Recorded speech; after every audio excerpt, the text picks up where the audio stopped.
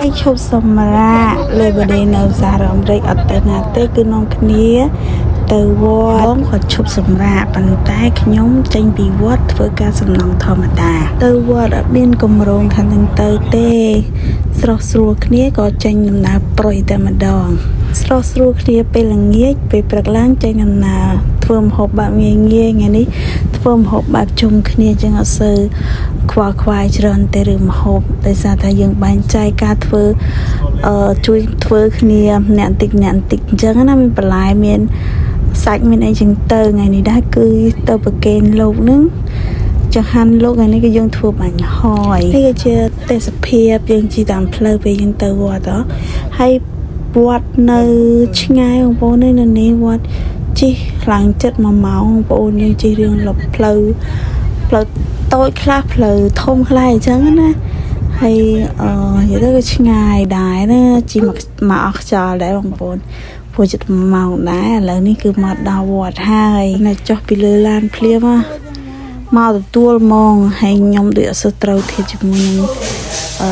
សត្វទេលោកអើយខកឃើញភ័យបដ ாய் សត្វធំអត់ខាំទេឆ្លាតណាប៉ុន្តែគ្រាន់ថាចេះតែភ័យអញ្ចឹងណាគាត់លើកនេះ surprise ទឹកលោកទៀតអត់បានប្រាប់លោកបងមុនលោកបងគាត់ពងរៀបចំកន្លែងចិត្តភ្ជុំបិណ្ឌណាបងប្អូនអញ្ចឹងទៅមក surprise លោកថាមកហើយបានគ្រួសារអីចឹងណាគាត់សួរនាំអីចឹងទៅឥឡូវមកជុំគ្នាអស់ហើយបងប្អូនយើងចាប់ផ្ដើមកាន់ហ្នឹងគេហៅដង្ហែមអីនេះខ្ញុំអត់ភ្លេចបានសួរហើយយើងហាយទៅកន្លែងថ្វាយព្រះអីចឹងណាហើយលោកសុធរសុទ្ធអីចឹងណាហើយនៅនេះគឺលោកសុធរហើយលោកឆាន់គឺកន្លែងឆាន់ផ្សេងពីកន្លែងសូត្រធម៌អញ្ចឹងណាព្រោះនៅនេះគេតម្រូវឲ្យធ្វើអញ្ចឹងឬក៏យ៉ាងម៉េចខ្ញុំអត់ដឹងដែរព្រោះខ្ញុំទៅតែលក្ខណៈថាមកវត្តនៅអាមេរិកចាប់ដើមនៅវត្តនឹងអញ្ចឹងណាបងប្អូនហើយវត្តដែលពួកខ្ញុំមកហ្នឹងគឺ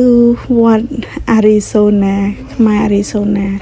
នៅអាមេរិកចឹងឯងបងប្អូនដឹងបងប្អូនជួយប្រាប់ខ្ញុំផងខ្ញុំអត់ដឹងរឿងហ្នឹងនេះដឹងតែបងឲ្យធ្វើអីលោកឲ្យធ្វើអីយើងចេះធ្វើតាមហ្នឹងចឹងទៅយើងហែចឹងទៅសូត្រធម៌សូត្រអីចឹងណាហើយឲ្យនិយាយរឿងឲ្យធុកទៅវត្តហ្នឹងភ្លេចឲ្យធុកឲ្យឆឹងដល់ក៏ពីអ្នកប្តីមកដល់ផ្ទះថាបងយើងឯហ្នឹងទៅវត្តមានបានឲ្យធុកហ្នឹង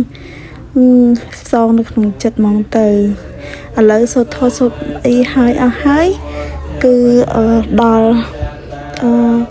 លោកបងគាត់ឆានហើយអញ្ចឹងមុននឹងឆានក៏សូត្រធម៌ដែរអញ្ចឹងទៅខ្ញុំបាក់និយាយខ្ញុំសូត្រដឹងនេះហើយនិយាយទៅខ្ញុំមិនដឹងព័ត៌មានបែបណាបងប្អូនមានជូនបុណ្យកុសលធ្វើបុណ្យថ្ងៃនេះជូនដល់បងប្អូនទាំងអស់គ្នាផង